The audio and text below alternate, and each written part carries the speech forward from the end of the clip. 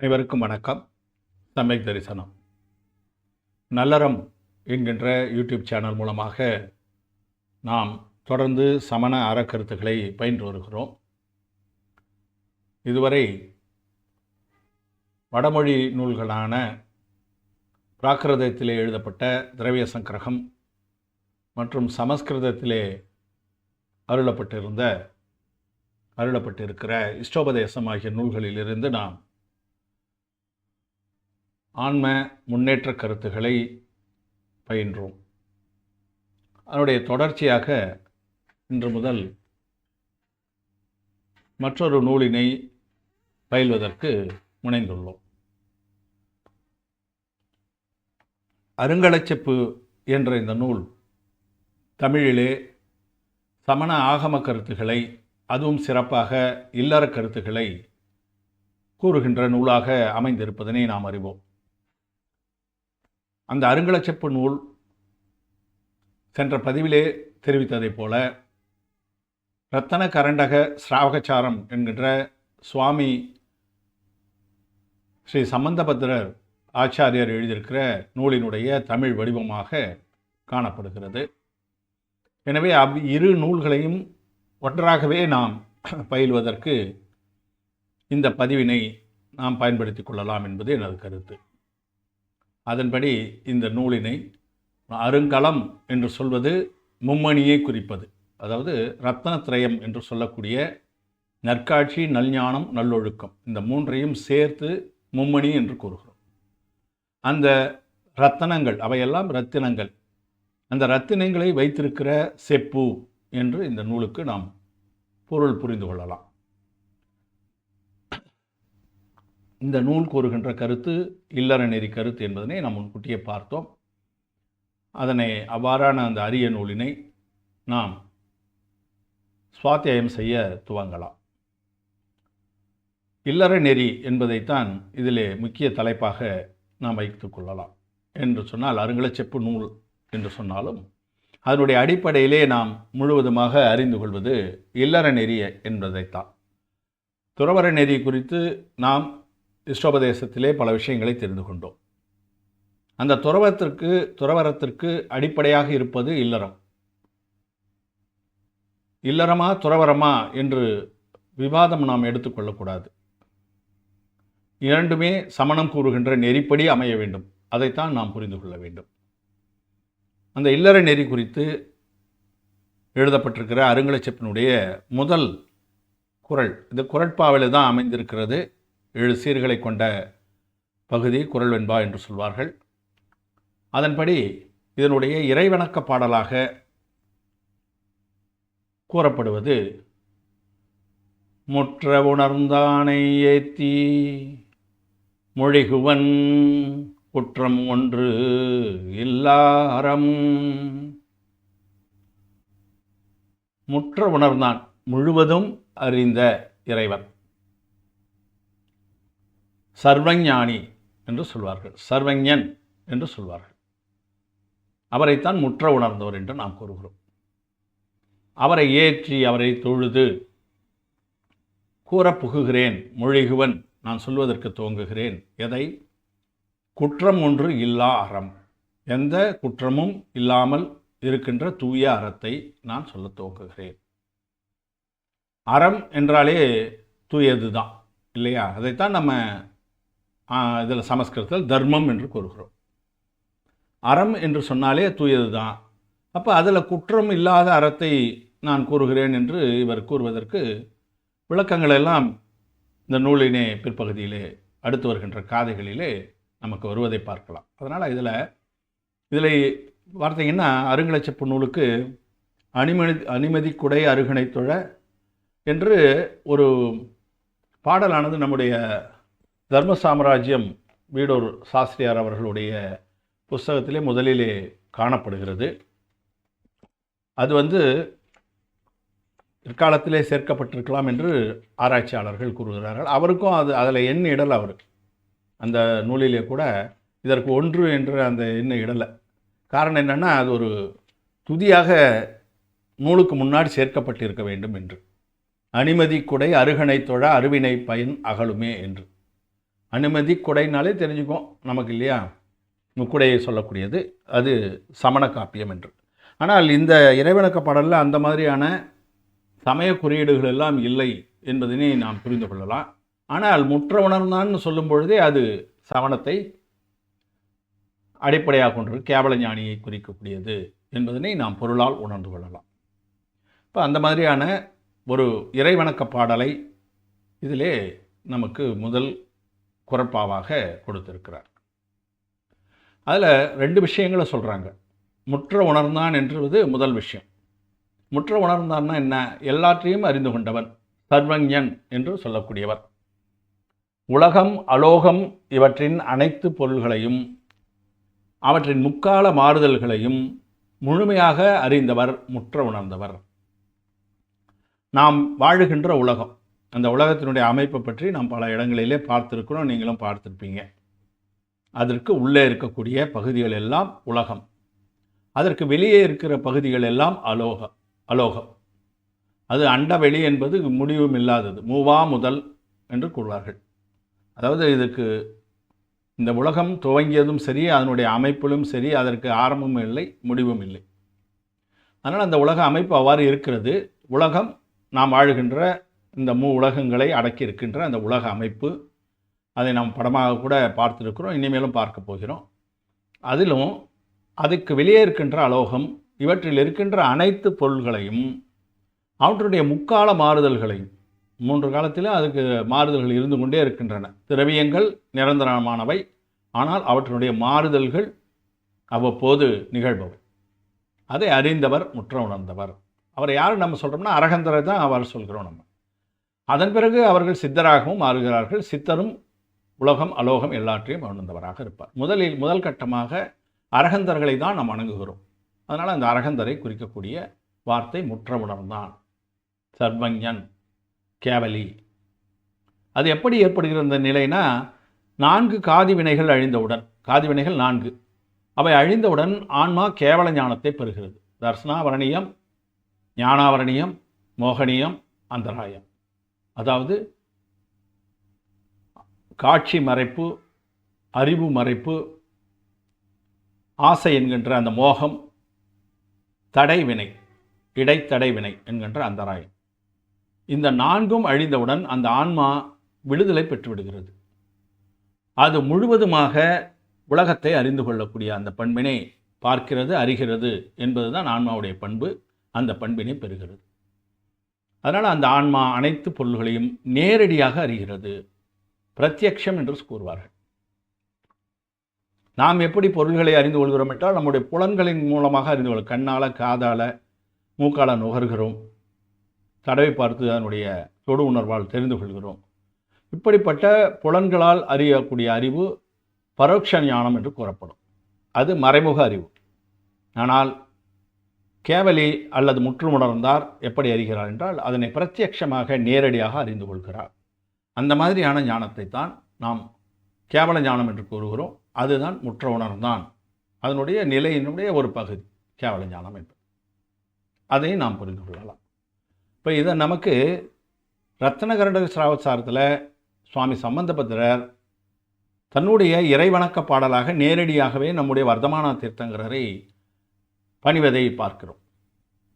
நம ஸ்ரீ வர்த்தமானாய நிர்தோத கலிலாத்மனே சாலோகானாம் த்ரீலோகானாம் யத் வித்யா தர்ப்பணாயதே.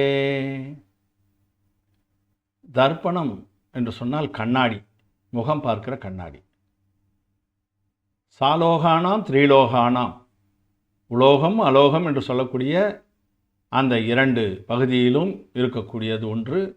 அந்த உலகத்தில் அமைந்திருக்கின்ற 3 உலகங்கள், மேலுலகம், நடுவுலகம், கீழுலகம் என்று அந்த 3 உலகத்தையும்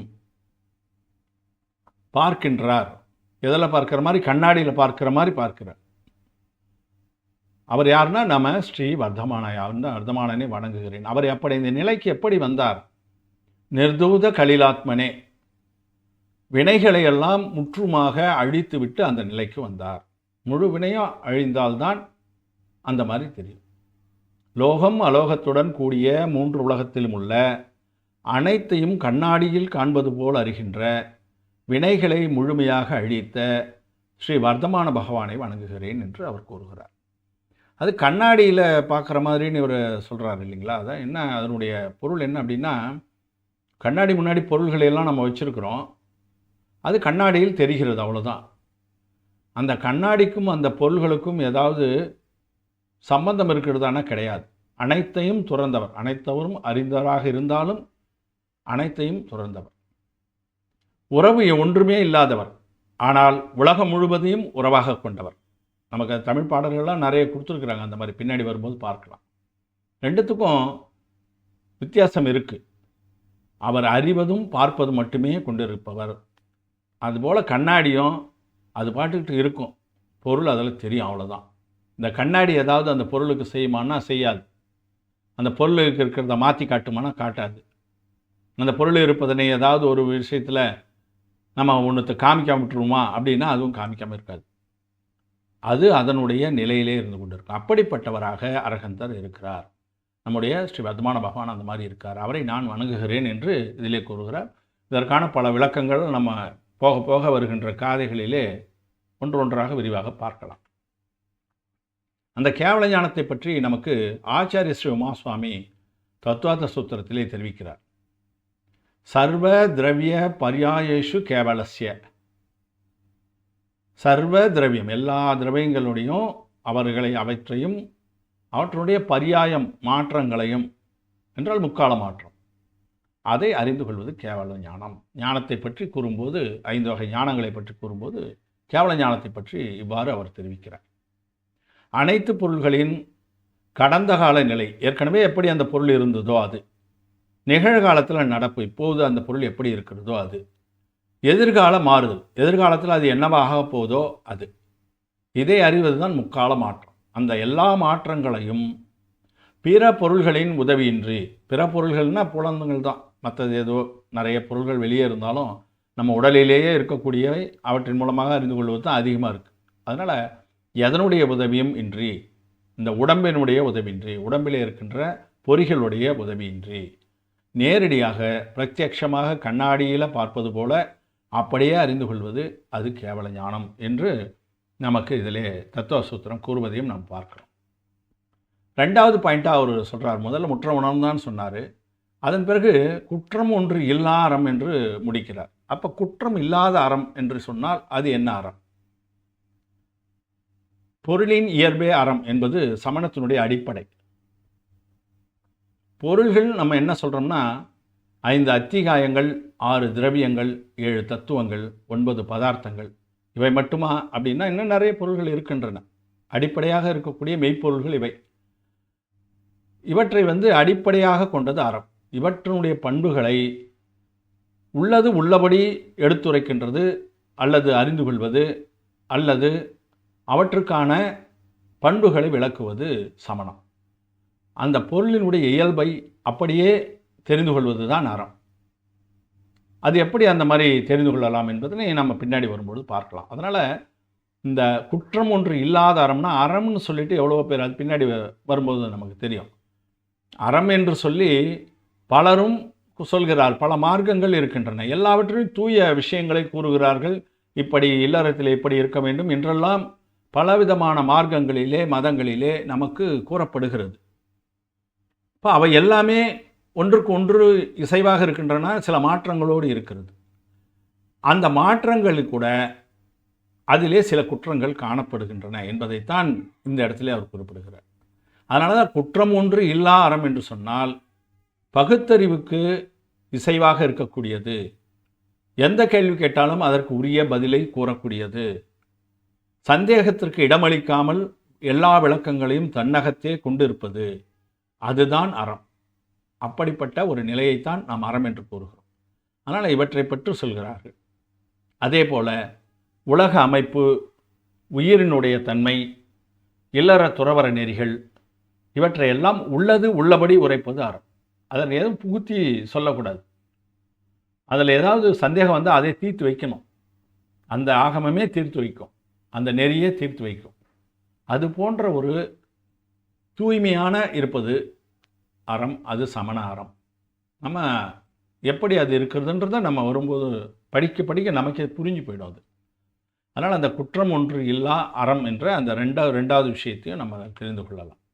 அதை கூட ரத்னகண்ட ஸ்ராவச்சாரத்தில் 2வது காதையும் இதில் நம்ம பார்க்கணும். ஏன்னா அதுதான் இந்த வார்த்தையை, இந்த கருத்தை கூறக்கூடியது. தேசயாமி சமீசீனம் தர்மம் கர்ம நிபர்ஷனம் சம்சார துக்கத சத்வஹான்யோ தரம் யுத்தே சுகே.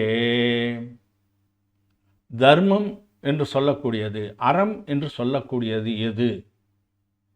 அதுதான் நம்ம தூய அறம் சொல்லணும். அறம் சொல்லக்கூடியது எதுனா, இந்த உயிர் வினைகளால் பாதிக்கப்பட்டதால் சம்சாரத்தில் துக்கம் அடைந்து கொண்டு இருக்கிறது. சம்சார துக்கத, சம்சாரத்தில் துன்பப்பட்டு கொண்டு இருக்கிறது. அது விடுதலையாக வேண்டுமென்றால் என்ன செய்யணும்? கர்ம நிபர்கணம், கர்மங்களை எல்லாம் அழிக்க வேண்டும். கர்மங்களை எல்லாம் அழித்தால் சம்சாரம் என்கின்ற அந்த பிறவியானது முடிவுக்கு வந்துவிடும். அந்த துன்பமானது முடிவுக்கு வந்துவிடும். அதை தேசயாமி, உபதேசிப்பது, அதுதான் என்னுடைய இந்த நூலினுடைய, அதாவது ரத்னகண்ட ஸ்ராவச்சாரத்தினுடைய உத்தேசம். அதுதான் இந்த நூலினுடைய நோக்கம் என்று இதிலே கூறுகிறார். அப்போ அந்த அறம் என்பதனை குறித்தும் இந்த 2வது காதையிலே அவர் தெரிவிச்சிருக்கிறார். உயிர்கள் தம்மை கட்டியிருக்கும், பந்தித்திருக்கின்ற வினைகளால் 4 கதிகளில் உழன்று கொண்டுள்ளன. அந்த வினைகளை அழித்து மேன்மையான சுகத்தை சேர்க்கும். மேன்மையான சுகம் என்பது முக்தி சுகம். அதை சேர்க்கும் சிறந்த அறத்தினை நான் உபதேசிக்கின்றேன் என்று ரத்னகண்ட ஸ்ராவச்சாரத்தில் அவர் கூறுவதையும் பார்க்கிறோம். அருங்கலை செப்புவினுடைய முதல் குறள் போல இந்த கருத்து அப்படியே வந்திருக்கிறது. அப்போ இந்த இறை வணக்கம் அல்லது மங்களாச்சரணம் என்று கூறப்படும். அந்த மங்களாச்சரணத்தினுடைய நோக்கம் என்ன? ஏன் அதை முதலிலே சொல்கிறார்கள் என்று சொன்னால், நூல் இடையூறு இன்றி முடிவு பெறுவதற்காக. அடுத்தது நாத்திகத்தை மறுப்பதற்காக. அதாவது இறைவனுடைய வடிவங்கள் பல. ஆத்திகம் என்று சொன்னால் இறை நம்பிக்கை. அந்த இறை நம்பிக்கையின் அந்த பெயரை கொண்டு கூறப்படுபவை அனைத்துமே பகுத்தறிவுக்கு உரியதாக இருக்கிறதா என்பதை நாம் ஆராய்ச்சி செய்ய வேண்டிய அவசியம் இருக்குது. அப்படி பார்க்கும் பொழுது இறை நம்பிக்கையை தூய்மையான நிலையில் விளக்க வேண்டும் நூல்கள். அந்த விஷயமெல்லாம் நமக்கு ஏற்கனவே தெரியும். இறைவனை குறித்து சமணம் என்ன கூறுகிறது என்பதனே நம்ம இஷ்டோபதேசம் பார்க்கும் பொழுதே தெளிவாகவே நம்ம பார்த்துருக்கிறோம். அந்தந்த ஆன்மாதான் அதனுடைய முன்னேற்றத்திற்கு, அதனுடைய முக்தி வழியை தேடிக்கொள்ள வேண்டும். அதற்கு பிற உதவி இருக்காது. அதை சில பேர் என்ன செய்வாங்க? நாத்திகம் என்று சொல்வார்கள். அப்போ இறை நம்பிக்கை கிடையாதான்னு. ஆனால் அந்த இறை நம்பிக்கை சமணத்திலே எந்த கோணத்திலே கூறப்பட்டு இருக்கிறது. அதனால் அது நாத்திகம், எல்லோரும் சொல்லுகின்ற அந்த நாத்திகத்திலே இருக்காது என்பதை மறுப்பது. அதாவது நாத்திகத்தை மறுப்பது. சிஷ்டாச்சார பண்பை காப்பாற்ற, அதாவது ஆச்சாரம் பழகுகின்ற அந்த பயன்பாட்டிலே இருக்கின்ற ஒழுக்க முறைகளை காப்பாற்றுவதற்காக அந்த இறை வணக்கம். முன்னோர் செய்த உதவியை நினைவு கூறுதல். அதாவது நமக்கு யார் யார் என்ன செய்திருக்கிறாங்களோ, நம்முடைய மகாவீர பகவான் நமக்கு என்ன உதவியை செய்துவிட்டு தான் அவர் முக்திக்கு சென்றிருக்கிறார், ஆகமத்தை அளித்திருக்கிறார், அதெல்லாம் நினைவு கூறுதல். அதன் பிறகு புண்ணியம் பெறுதல். புண்ணிய விஷயத்துக்களை, நல்ல காரியங்களை செய்து புண்ணியங்களை ஈட்டுவது. சீடர்களுடைய நன்மைக்காக சம்பந்தபத்திரர் தன்னுடைய சீடர்களுக்கு இந்த நூலை வழங்கியிருக்கிறார்னா, அப்போ அவர்கள் அதை புரிந்து கொள்வதற்காகவும் அதன்படி அவர் நடப்பதற்காகவும் அதை வைத்து பல விஷயங்களை அவர்களும் உருவாக்குவதற்காகவும் அந்த சீடர்களுடைய நன்மைக்காக இந்த இறைவணக்க பாடலானது, மங்களாச்சரணம் என்ற அந்த பாடலானது ஒவ்வொரு நூலிலும் இயற்றப்பட்டிருப்பதற்கு காரணம் இதுவாக நூல்கள் கூறுகின்றன. அந்த இறைவனுக்குடைய பலன் என்னன்னா, நூல் இடையூறு இன்றி முடிவு பெறுகிறது. இடையூறு இன்றி முடிவு பெறுகிறதுனா, அப்போ இறைவன் கூட இருந்து எல்லாத்தையும் எழுதி கொடுக்குறாரா அப்படின்றதெல்லாம் நம்ம அப்படியெல்லாம் யோசனை பண்ணக்கூடாது. மனதிலே ஒரு நம்பிக்கை, நமக்கு எல்லா விதத்திலும் இருக்கின்ற அத்தனை வினைகளையும் எவ்வளவு இடையூறுகள் வந்தாலும் அதையெல்லாம் சகித்து கொண்டு அவற்றையெல்லாம் புறம் தள்ளி தன்னுடைய கர்மங்களை அழித்து சென்றவர் நம்முடைய அரகந்தர். அந்த அளவுக்கு இன்னல் இருக்கிறதா, அந்த அளவுக்கு இடையூறு நம்முடைய வாழ்க்கையில் இருக்குதானா? அப்படியெல்லாம் இல்லை. அதை விட மிக குறைந்த இடையூறு தான் நம்முடைய சம்சார வாழ்க்கையில் இருக்குது. அப்போ நம்ம என்ன செய்யணும்? என்ன கஷ்டம் வந்தாலும் இந்த நூல் முடிவு பெறாமல் நாம் விட்டுவிடக்கூடாது என்ற எண்ணத்தை அந்த நூல் ஆசிரியர்களிடையே ஏற்படுத்துவது தான் இடையூறு இன்றி முடிவு பெறுவதற்கான அந்த இறைவனை நினைத்து பார்த்தோம்.